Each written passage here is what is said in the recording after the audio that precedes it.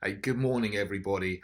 Mark Steyn is someone that I don't know personally, but of course he's very, very well known as a GB news presenter or a former GB news presenter because over the last year he has called out the deaths and injuries from injections in a way that nobody else has been prepared to do as the presenter of a television news show. I've been doing that myself for a long time, since the very beginning of the rollout, because it was obvious that there was no long-term safety data. And the only comparable data we had before was when there were animal tests on these kinds of injections when SARS-CoV-1 was the big worry back in 2005, just called SARS at the time. And all the animals that were tested with similar injections died. This time there was no animal testing, there was no long-term testing, but it was just rolled out onto human beings anyway. And we're now seeing the consequences of that. So he's talked about that in a much more explicit form than I've just said here on this this video, which I'll put on my usual social media platforms. But he's been effectively cancelled now, and he's put out a statement as to his position. I'm not going to clip it and put it in here, but I will put a link to it so you can see. But many of you have probably seen this anyway around on social media. Why he isn't going back to GB News after he's had 2 heart attacks, one on air, a mild one, and a second one in France, which would have killed him if he hadn't have been able to get to the hospital quickly. But he's recovered from that now. He's ready to come back. He's ready to go, take up his news show again. And what he says in the video, just to summarize about his own position, is he was told that if he's going to come back, they need to have a defibrillator in the studio at all times. And so he said, yeah, okay, and that was sorted out easily. And then they came back to him with a contract, which no one in their right mind would sign, because it was a contract that says essentially he doesn't have free speech to say what he wants to say. The editorial team will make the final decision about what he can say and what can be discussed on his show. But also, in addition to that, if that was bad enough, if he doesn't stick to what the editorial team tells him, he will indemnify the company for any fines that they might get from Ofcom. So if he signs the contract, he would be making himself liable to potentially unlimited fines. But you don't know what there might be in the future. If he says something, Ofcom, the British regulator of broadcasting, television broadcasting, radio broadcasting, etc., if they give GB News a fine, they will pass that fine on to Mark Steyn. And you just don't know what it could be. I mean, he gives a figure, £40,000, that's just plucked out of the air. But you wouldn't sign a contract that says, okay, you're going to earn this much money, but if you say something that somebody doesn't like, you might get fined huge amounts of money, and then you'll have to pay it back. I mean, you could end up out of pocket for doing your job. So no one in their right mind would sign a contract like that, which is very, very sad, to use a mild word here. Now, the big problem with all of this is Ofcom, because Ofcom, the government regulator, is now acting like a tyrant and stopping free speech. They're not just stopping things that people say which are illegal. They're making up guidelines and they're making up regulations and saying you can't talk about this if it goes against someone's vested interest. So they have new regulations that say you're not allowed to mention injection injuries or say anything that goes against the World Health Organization, for example. I think Now, I don't know about this, but I know some social media platforms I know have regulations about talking about the Ukraine situation, and they say, "Oh, if you talk about this, then you'll get cancelled." Now, I'm not sure if Ofcom's got a regulation about that as well, but it does seem like no one is prepared to talk about the situation in Ukraine as a presenter. I actually got through the net this week because I was invited onto GB News with these two Tory MPs, and they top loaded the interview with a very loaded question about how the Ukraine was being invaded, and it was by a totalitarian, by a dictator, and so on. And I just said, look, I don't agree with that. And I gave the whole history of the backgrounds of the conflict and everything happening in the Donbass, etc., over 8 years, and said, well, but we need to de-escalate. That's what I've been calling for from the beginning. Don't send more money and weapons, de-escalate, because the situation could get out of hand and we could find ourselves in a nuclear conflagration.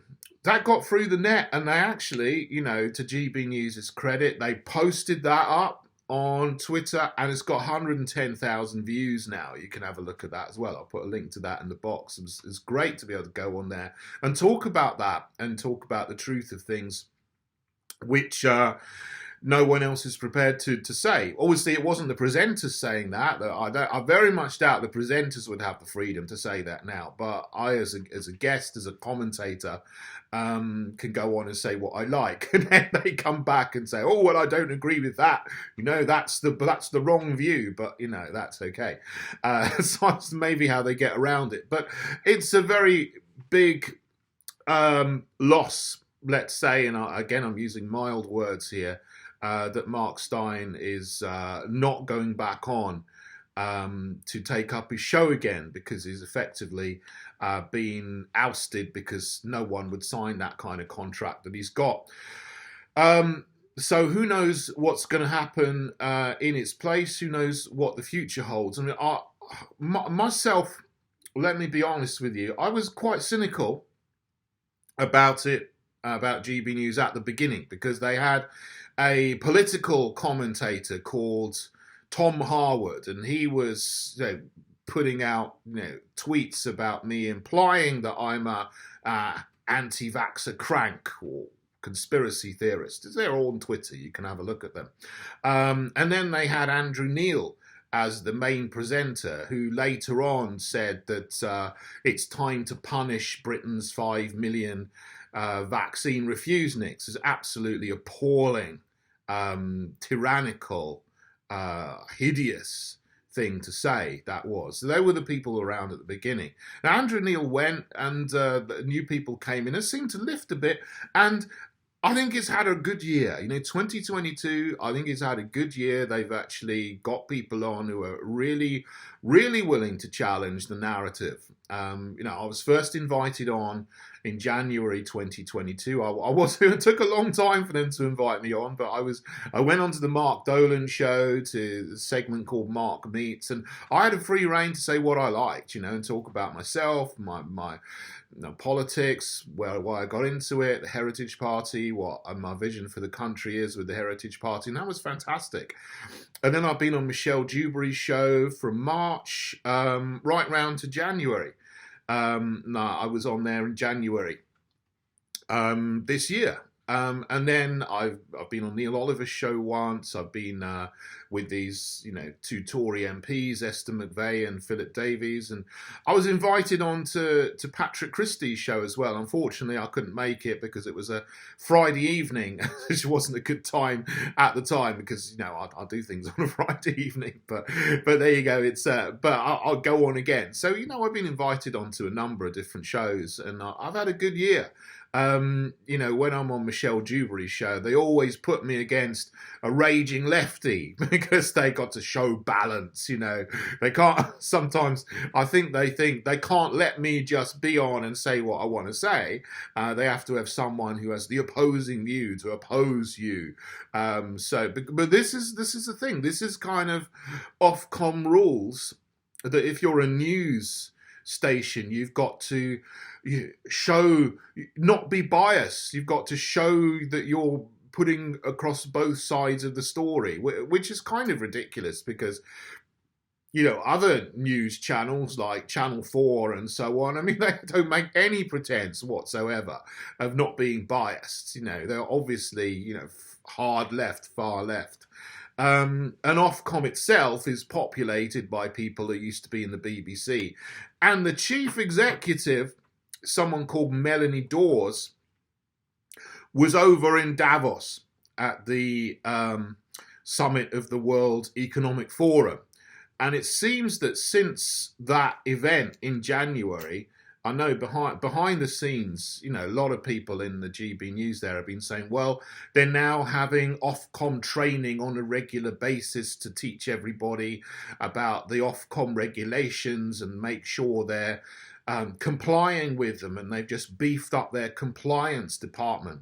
When that happens, I mean, I'm not subject to it because I just go in and I spout off what I want to spout off if they let me in again. I'm not booked for anything in the future. I hope they'll book me again to go on the show, but I'm not booked at the moment to do anything in the future. But if you are working there as a presenter, or as a, behind the scenes producer, whatever, then you have to do all this extra compliance. I would find that suffocating, to be honest. I mean, when you have all these woke rules just coming at you, and this is what Ofcom is doing, it just turns your work existence into something completely joyless, as they try to suffocate free speech, which is what they're doing.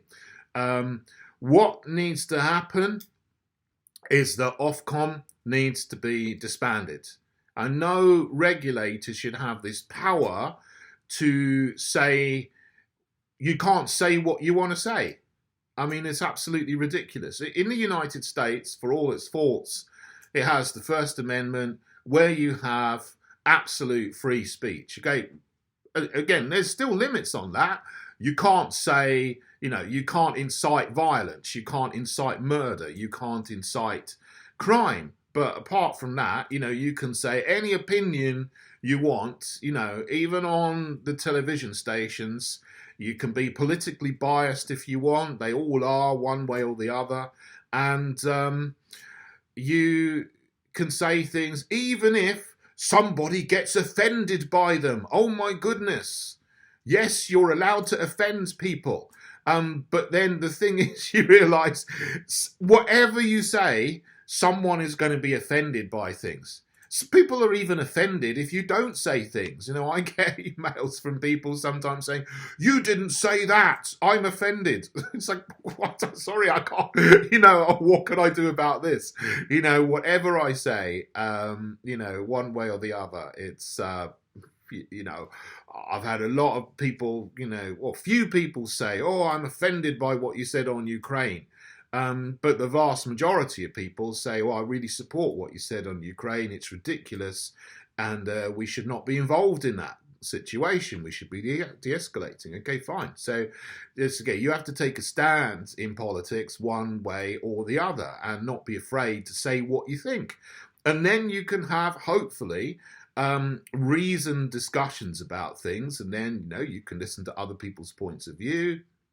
They can listen to your points of view, and you might change some people's minds and show them the truth in one way or another. So we don't have that situation here in the UK because we've got this regulator. But this is a background. So this is against the background of the fake Conservative Party in power for 13 years, after New Labour in power for 13 years. There's nothing specifically significant about that number in terms of how many years they've been in power, but essentially we've had since 1997 Blair, Brown, Cameron, May, Johnson, Truss, Sunak.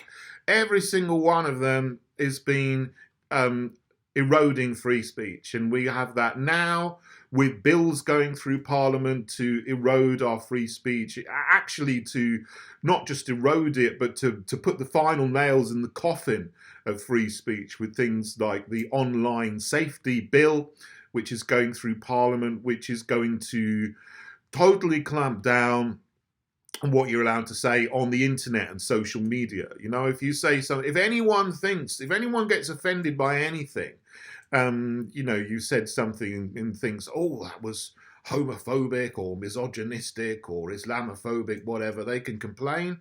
And then it puts a duty on social media companies to cancel you. That's what they will do. It's going to be really suffocating to free speech. And this is the fake Conservative Party doing this. They say they're conservative, but they're not. The Heritage Party, of course, really is for freedom.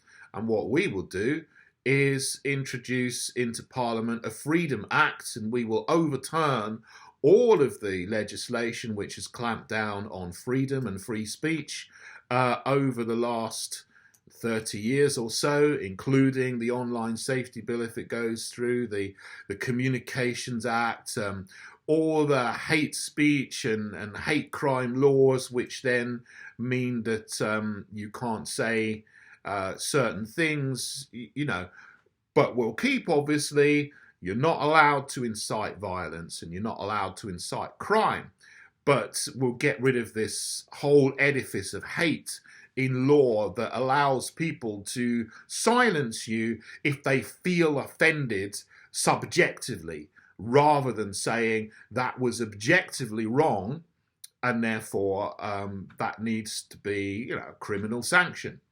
Obviously, you incite violence, you're telling someone to actually go and do harm to somebody else. Well, that's criminal.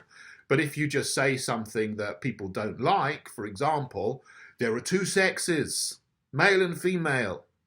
There are not 100 genders, for example. Something that's actually true, but people get offended about these days and try to cancel you for saying, which is absolute nonsense that we've got in this country at the moment.